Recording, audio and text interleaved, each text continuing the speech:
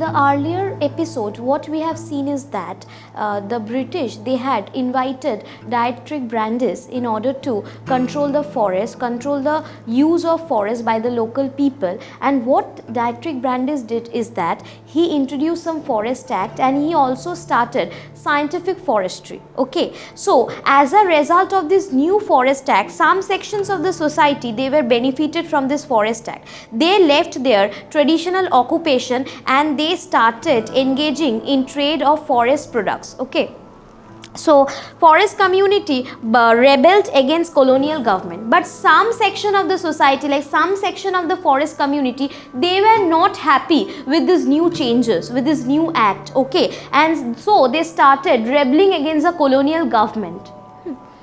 People of Bastar, here we have in this chapter we have a case study of a village which is called Bastar. Here the case study of that particular village is given. Like such rebellions occurred all over the country, but here only we will study about a particular village which is called the village of Bastar. So in Bastar, people became worried because colonial government proposed to reserve 2/3 of the forest and stop shifting cultivation, hunting and collection of forest products in Bastar. So how the people of Bastar reacted? They reacted with a rebellion, by a rebellion over the British. How they rebelled? First is that they looted bazaars.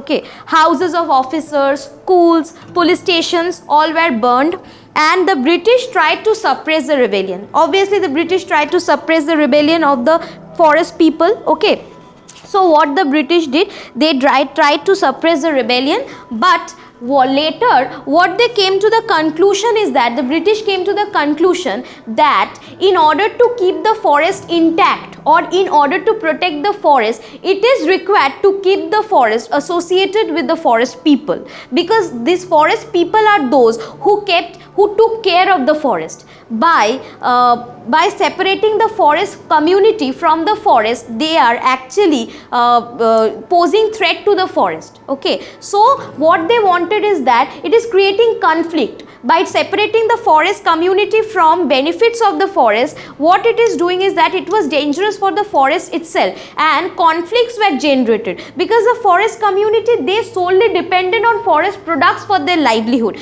but now they were exempted from that privileges. Okay, so now what the British government or colonial government decided is that they have to associate the forest people with the forest in order to take care of the forest. Thank you.